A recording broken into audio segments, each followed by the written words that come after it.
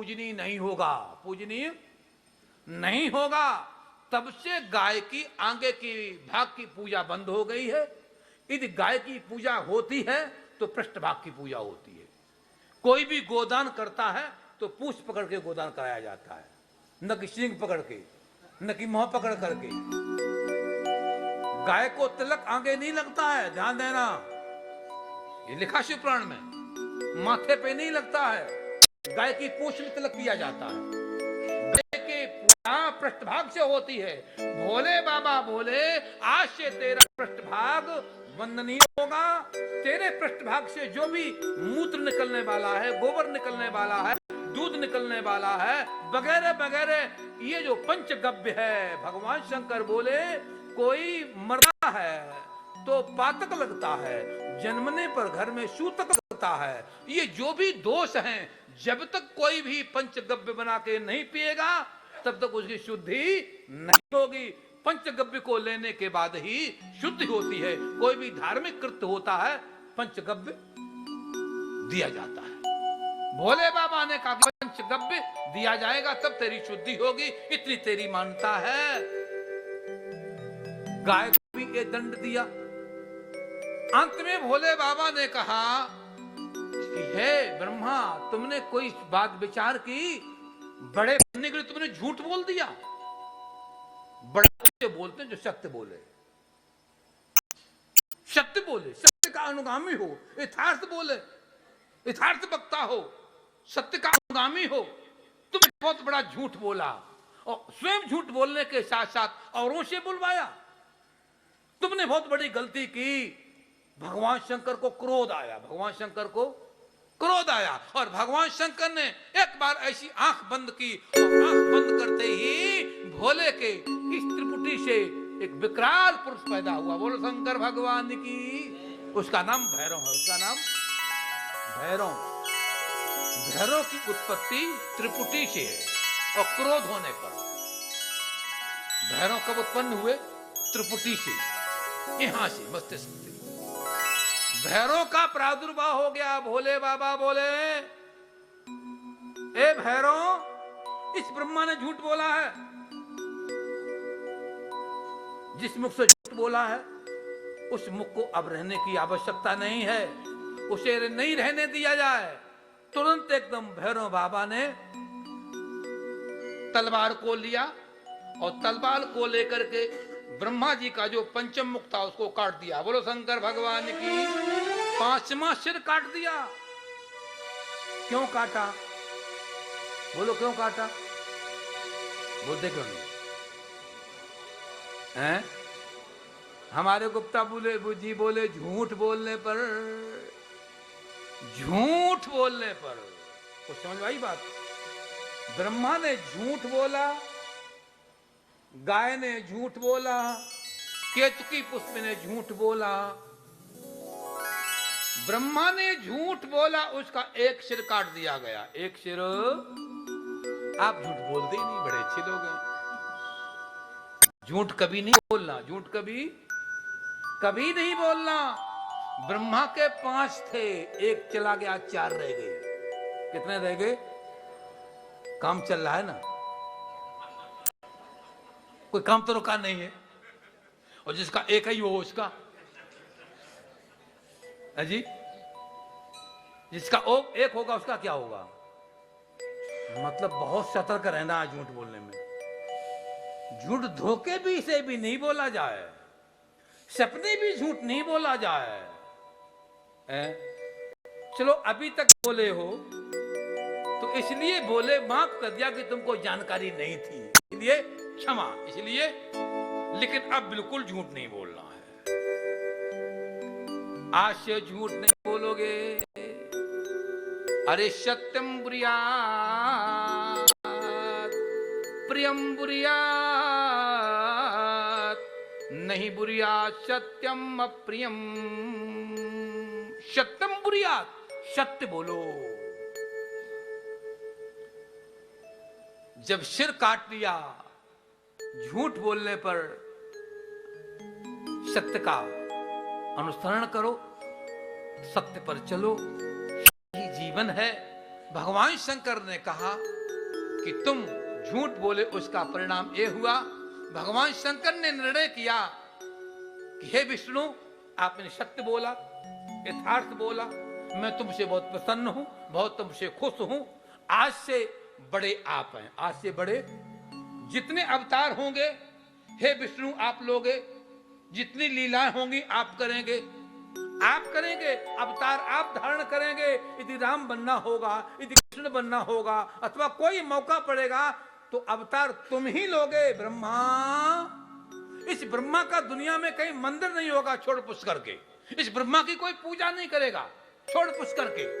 ब्रह्मा को दुनिया में कोई स्थान नहीं दिया गया, क्यों कि झूठ बोला, क्योंकि ब्रह्मा की कहीं पूजा नहीं, क्योंकि झूठ बोला, क्योंकि जो झूठ बोलता है वो समाज में तिरस्कृत होता है, अपमानित होता है, उसकी बात न उसकी पत्नी मानती है। एक बार शराबी शराब पी के आ जाए और सिर पर कसम रख के खा देवे कि मैंने शराब आज से नहीं पीना है, और कल फिर पी लेगा। विश्वास खत्म, विश्वास खत्म। इसलिए झूठ बोलना नहीं। भगवान शंकर ने कहा विष्णु जितने अवतार हो गए आप लोगे। आज से भोले बाबा ने जो लीला की थी, क्या लीला की थी? आकाशम लिंगम मित्याहु और पृथ्वी यस्य पीठिका आलया सर्वदेवानाम ल्यानी लिंगम उच्यते। ज्योतिर्पुंज प्रकट किया था, बहुत महान, आकाश में, पाताल में, सभी भवनों में। उस ज्योतिर्पुंज को भगवान शंकर ने सोचा अब तो काम हो गया है, इसे खत्म करना चाहिए। तो भोले बाबा उसको समेटने लगे, ज्योतिर्पुंज को समेटते समेटते समेटते समेटते जब इतना हो गया, ब्रह्मा ने देखा, विष्णु ने देखा, कुबेर ने देखा, यक्ष ने देखा, गंधर्वों ने देखा, देवताओं ने देखा, प्रभु क्या कर रहे, क्या कर रहे? रुको रुको रुको रुको रुको। बोले क्यों क्यों क्यों? बोले इसे रहने दो महाराज, हम इसकी पूजा क्या करेंगे, हम इसकी पूजा क्या करेंगे? हे प्रभु ये तो ज्योतिर्पुंज है, ये तो ज्योतिर्लिंग है, ये तो ज्योतिर्लिंग है। आज का दिन, ध्यान देना, आज का दिन फाल्गुन शुक्ला तृतीया तिथि है। कौन तिथि है? त्रयोदशी, त्रयोदशी है, फाल्गुन त्रयोदशी है। विष्णु ने कहा कि प्रभु इसको आप समाप्त ना करें, यह पुंज रहने दो, यह ज्योतिर्लिंग रहने दो, हम लोग इसकी पूजा किया करेंगे। तो आज के दिन ही यह ज्योतिर्लिंग माने शिवलिंग प्रकट हुआ है। कब प्रकट हुआ है? तभी से चली शिवरात्रि, तभी से चली शिवरात्रि। वरना राम की तरह, कृष्ण की तरह शंकर की मूर्ति की पूजा होती थी, लेकिन मूर्ति के साथ साथ अब शिवलिंग की पूजा आज से शुरू हो गई है। आज शिवलिंग का प्रादुर्भाव हुआ। बोलो शंकर भगवान की।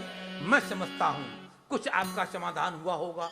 जो लोग बोलते हैं कि नारियों को शिवलिंग पूजा नहीं करनी चाहिए, उन्हें ज्ञान नहीं है, उन्हें बोध नहीं है, वो लोग भ्रमित हैं, उनका ज्ञान अधकचरा है, उन्हें पूर्ण ज्ञान नहीं है। जो बोलते नारियों को शिवलिंग की पूजा नहीं करनी चाहिए, उन्हें पूर्ण ज्ञान नहीं है, उनका अधकचरा ज्ञान है, इसलिए वो लोग ऐसा बोलते हैं। ध्यान रखना, याद रखना कि शिवलिंग की पूजा आप लोगों ने सभी ने करनी है। ज्यादा चर्चा में इस पर कल बोलूंगा। कल शिवलिंगों का दिन आ रहा है।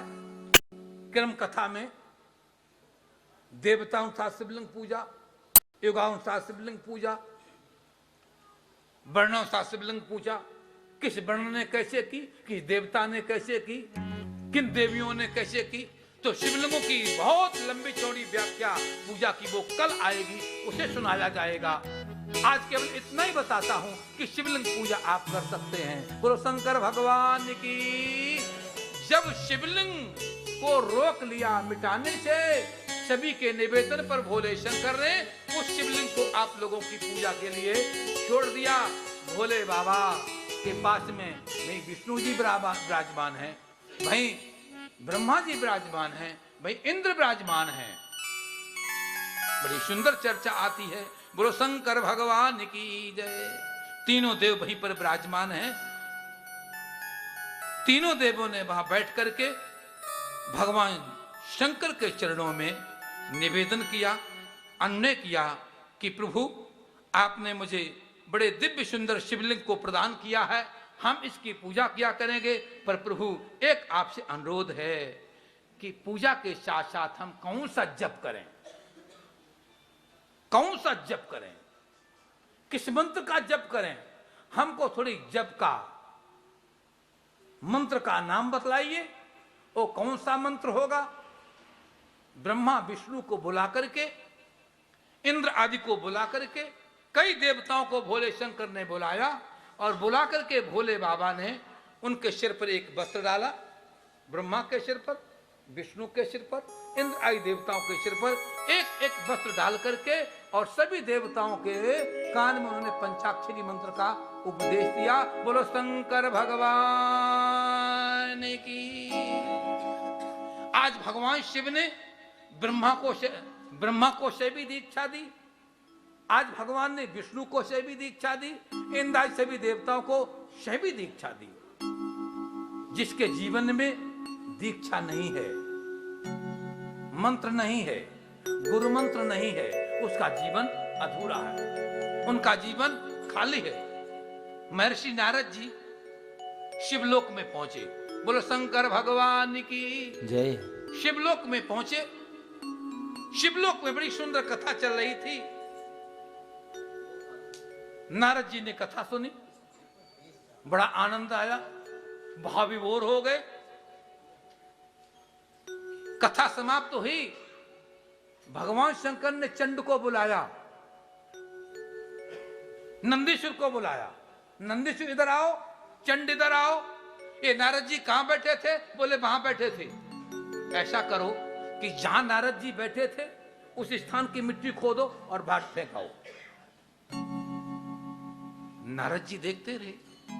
कल फिर कथा हुई, जहां नारद जी बैठे, शंकर ने कहा कि इधर आओ चंड, ये जहां नारद बैठे थे वो जमीन उठा के फेंक दो, आंखी खोद के फेंक दो। लगातार 5 दिन हो गए नारद को देखते देखते कि मैं जहां बैठता हूं, भोले बाबा आदेश देते हैं नंदीश्वर को, आदेश देते हैं चंड को और अपने गणों को आदेश देकर के जमीन को खुदवा के फेंकवा देते। 5वें दिन नारद जी ने हिम्मत की, साहस किया, शंकर भगवान की जय। हर हर महादेव। साहस किया। नारद जी भगवान शंकर के पास गए। भोले बाबा, मैं ध्यान से देखा, मैं जहां जहां बैठता हूं वो भूमि आप 1-1 फुट गहरी खुदा के क्यों टोकते हैं? क्या कारण है? भगवान शंकर बोले तुम्हें नहीं मालूम है? बोले नहीं मालूम है। देखो, ये जो पंचतत्व का शरीर है, इस शरीर के सृजन के समय इसमें कुछ दोष रह गए हैं, कुछ दोष रह गए हैं। संक्षेप कर रहा हूं। दोष रह गए हैं। उन दोषों की निवृत्ति जब तक आप गुरु दीक्षा नहीं लेते हैं, शैवी दीक्षा नहीं लेते हैं, बिना शैवी दीक्षा के, गुरु दीक्षा के वो दोष दूर नहीं होता है। तुम दीक्षाहीन हो, तुम दीक्षा रहित हो। दीक्षा रहित होने के कारण कुछ दोष आप में हैं। उस स्थल पर कोई व्यक्ति बैठेगा तो उसका चित्त, उसका मन विकृत हो जाएगा, विकारी हो जाएगा, क्योंकि वो गुरुहीन है, दीक्षाहीन है। भगवान शंकर की जब बात नारद ने सुनी, बड़ा प्रभावित हुए। हमें तो मालूम ही नहीं था, हमें तो बोध ही नहीं था कि गुरुहीन इतना दोषी होता है। पंजाब की घटना है। गुरु नानक देव जी महाराज नगर से गुजरे, रात्रि को विश्राम किया। कुछ भक्तों ने देखा तो अपना अपना भोजन लाए। नानक जी ने भोजनों को देखा। एक भोजन बहुत सुंदर है, घी की चिपड़ी रोटी है, सुंदर दाल है, सुंदर सब्जी है, साथ में अचार पापड़ बहुत कुछ रखा है। एक सूखी रोटी है, एक सूखी रोटी है। नानक जी ने दोनों भोजनों को देखा और दोनों को देख करके जो सूखा भोजन था, सूखी रोटी थी, उसे उठा के खाने लगे। वो बगल में खड़ा था, बोले महाराज हमारी घी की चिपड़ी हुई है, साथ में सब्जी भी है, बड़े प्रेम से बनाई है, इसे क्यों नहीं खाए?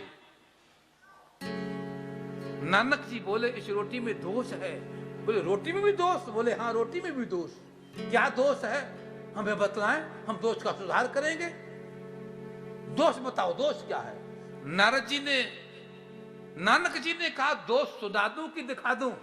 बोले महाराज सुनना तो कोई खास बात नहीं, दिखाओ तो अच्छा लगेगा। नानक जी ने दोनों की एक एक रोटी पकड़ी, ऐसे एक रोटी को यूं कस के दबाया तो खून टपकने लगा, एक को कस के दबाया तो उसमें से दूध टपकने लगा। देख रहे हो तुम्हारी रोटी कौन है? बोले घी वाली है। क्या निकला इसमें से? बोले खून। क्यों निकला? तो मालूम है हम भोजन करते हैं, हम उसका भोजन नहीं करते हैं जो गुरुहीन है, दीक्षाहीन है, वह दोषी है। इसलिए हम तेरे भोजन को पचा नहीं पाएंगे। मेरे में ताकत नहीं है, मेरे में क्षमता नहीं है तेरा भोजन हजम करने की। तू गुरुहीन है, दीक्षाहीन है, इसलिए हमें ताकत नहीं है। जब नानक जी जैसे लोग गुरु दीक्षाहीन व्यक्ति का भोजन नहीं पचा पाते हैं तो हम सामान्यों की बात तो क्या है? इसलिए नानक जी ने भोजन, शंकर भोले बाबा बोले नारद मैं इसीलिए तेरी बैठी भूमि को खुदबा के फेंकवाता हूं, जो तेरे में दोष हैं वो उस बेचारे के अंदर क्यों आए? भगवान मुझे बोध नहीं था, हमें जानकारी नहीं थी, अब कृपा करके मुझे बतलाओ, हमें तो कुछ जानते नहीं इस संदर्भ में, तो फिर आप ही मंत्र दे दो। भगवान शंकर ने कहा कि बात यह है कि तुम प्रातः काल उठोगे और सबसे पहले तुमको जो मिल जाए वही तुम्हारा गुरु होगा, वही तुमको मंत्र देगा। नारद जी ने शंकर को प्रणाम किया और चल दिए। चलते चलते सायंकालीन हुआ, एक सरोवर के किनारे पर वृक्ष खड़ा था। नारद जी ने आसन लगाया, वहीं विश्राम किए, शयन किए। प्रातः काल जब नारद जी उठे, भोले बाबा ने लीला की। भोले बाबा अपनी लीला का विस्तार कर रहे हैं। प्रातः काल जब उठ करके बैठे, सरोवर पर दृष्टि गई तो क्या देखा सरोवर में कि एक मछुआ मछली पकड़ रहा है। नारद जी ने कहा कि वो तो कहे थे सुबह पहली बार जो दृष्टिपात हो, जो दिखाई पड़े उसी को से मंत्र ले लेना। ये तो मछली मारने वाला है, क्या करूं? शंकर जी का वाक्य न मानूं तो ठीक नहीं। उसके पास गए, उसे हाथ जोड़ के नमस्कार किया। गुरुदेव आपको नमस्कार। उसने कहा बहुत बहुत आशीर्वाद। मछली मारने वाला मछुआ बोला बहुत बहुत आशीर्वाद। बोले आपको मैंने गुरु बनाना है। उसने मछली मारना बंद कर दिया, निकल आया तालाब से बाहर, बैठ गया, आओ चलो दीक्षा देता हूं। उसके कान में दीक्षा दी, मंत्र दिया, बोले इस मंत्र का जप करो तुम्हारा कल्याण हो जाएगा। नारद मंत्र का जप भी करते हैं, जो बताया उसका ध्यान भी करते हैं, पर मन में एक कसक है। गुरुजी मिले, लेकिन मिले सही, पर मछली मारने वाले मिले। कौन मिले? मछुआ मिले। कुछ अवधि तक घूमते घामते फिर नारद जी शिवलोक में पहुंचे। पूछा, हाँ गुरुजी मिल गए? हाँ मिल तो गए, पर भोले बाबा मैं क्या बताऊं, मिले तो सही लेकिन चलो छोड़ो, क्या बताऊं आपको, ठीक है। बोले नहीं बोलो तो सही। बोले वो मछुआ मिला है, मछुआरा मिला है, मछली मारने वाला। भगवान शंकर बोले वो तो गुरु के बारे में ऐसा बोलता, मैं शाप देता हूं, जा तू 84 लाख क्यों नहीं भटक, शुकर बन, कुटक बन, कीट पतंग वगैरह वगैरह। नारद बड़े दुखी हुए, ये आपने क्या कह दिया महाराज, मैं आपका भक्त हूं, ऐसा शाप दिया, अब क्या करूं? बोले एक गुरु का काम है, गुरु जाने क्या करना है, वो गुरु जी बताएं। पुनः फिर गुरु जी के पास गए, भोले बाप फिर जाकर के मछली मारने लगे। भोले की लीला है। जी ऐसा ऐसा बोलो, कोई बात नहीं है, घबराने की कोई बात नहीं है। उन्होंने बोला 84 लाख भोगो, कोई चिंता नहीं, उनके पास जाओ और शंकर भोले से कहो कि हमें 84 लाख गणना नहीं मालूम कौन कौन सी योनियां होती हैं, एक पत्र पे लिखवाओ लंबा चौड़ा, और सब जब लिख दिया जाए, अंत में स्नान करवाना और शंकर का स्टैंप लगवा लेना कि अब पूरे हो गए, कोई छूटा नहीं है, न दोबारा फिर नंबर आ जाए कहीं। लंबी लिस्ट बनाई गई, मोहर लगाई गई। गुरुजी ने कहा था कि जब सब तैयार हो जाए लिख करके, स्टाम्प लग जाए, तो वहीं पर बिछा करके और लोटपोट हो जाना उसी में। बस यही किया नारद जी ने। भगवान शंकर के पास आए, बोले प्रभु जी लिख के बताओ, स्टाम्प लगाओ, साइन करो। हस्ताक्षर किया और जो वहां पर उसने बिछाया नारद बाबा ने उस खर्रा को, लंबा चौड़ा हाल की तरह लंबा चौड़ा कागज था। इस कोने से उस कोने में, उस कोने से उस कोने में नारद जी पूरे कागज पे लोटपोट कर रहे, घूम रहे। बोले नारद जी क्या कर रहे हो, ये क्या कर रहे हो? वो बोले आपने कहा था 84 लाख भोगना है, तो भोग रहा हूं और क्या कर रहा हूं। ये तुम्हें कला किसने बताई? बोले गुरुजी ने बताई। किसने बताई? गुरुजी ने। तो गुरुजी ऐसे संसार सागर से उबारते हैं, ऐसे निस्तारण करते हैं। तो आज के दिन में नारद को भी दीक्षा मिली, ब्रह्मा जी को दीक्षा मिली, विष्णु जी को दीक्षा मिली। तो ये शिव पुराण में चर्चा आई है। इस प्रकार से शैवी दीक्षा हुई है। आगे एक चर्चा छोटी सी और आती है, साध्य और साधन की। साध्य और साधन की। भगवान साध्य है, भगवान साध्य है, भक्त साधक है, भक्त साधक है। तो जो पूजा के उपकरण है, साधन जो वस्तुएं हैं वो साधन है। माने साधनों के माध्यम से साधक साध्य को पाता है। आपको दो बातों में मैंने बात बताई। बोलो शंकर भगवान की, कृष्ण कन्हैया लाल की जय। जय श्री राधे श्याम। साध्य और साधक की चर्चा हमारे शास्त्र में की गई शिव पुराण में कि साधक क्या है। थोड़ा सुने ध्यान से। शंकर भगवान की हर हर महादेव। विवेचन किया सूत जी ने कि बिना साधन के साध्य की प्राप्ति नहीं होती है। थोड़ा समझो उदाहरण के द्वारा। फल आने के पहले फूल आता है, लौकी आने के पहले फूल आता है, तोरी आने के पहले फूल आता है, बैगन का फल आने के पहले फूल आता है। यदि आप फूल को तोड़ के फेंक दो तो फल नहीं आएगा। तो फल क्यों? कि फूल ही फल को लाने वाला है, फूल ही फल को लाने वाला। फूल को तोड़ के फेंक दोगे तो फल नहीं आएगा।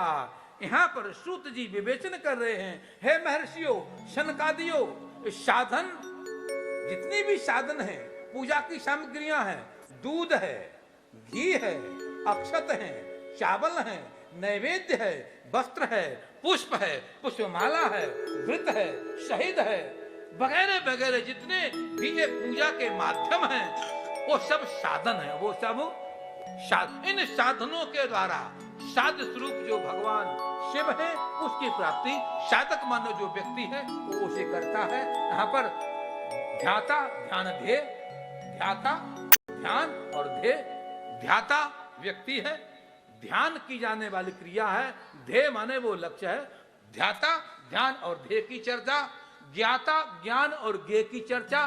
ज्ञाता व्यक्ति है, ज्ञान वह साधन है, ज्ञेय वो परमात्मा है। ज्ञाता ज्ञान और ज्ञेय की चर्चा, साधन साध्य और साधक की चर्चा। तो इस प्रकार की चर्चाएं इस अध्याय में सूत जी महाराज ने शौनकादियों को बतलाई हैं। बोलो शंकर भगवान की हर हर महादेव। जय जय श्री राधे, जय जय श्री राधे श्याम। मेरा एक प्रसंग और बाकी है आज की कथा का। एक तो मैंने 2 शब्दों में कह दिया है। जय जय श्री राधे कृष्ण कन्हैया लाल की। हर हर महादेव शंभो काशी विश्वनाथ। हर हर महादेव शंभो काशी विश्वनाथ गंगे।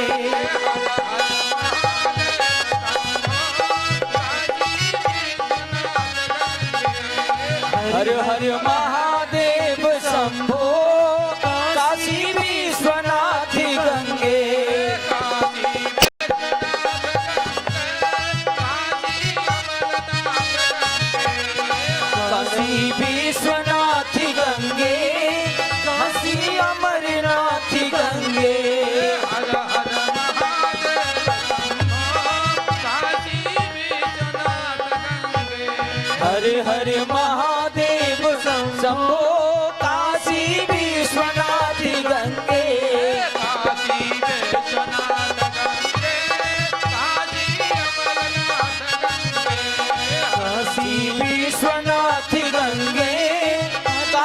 अमरनाथ गंगे जय हो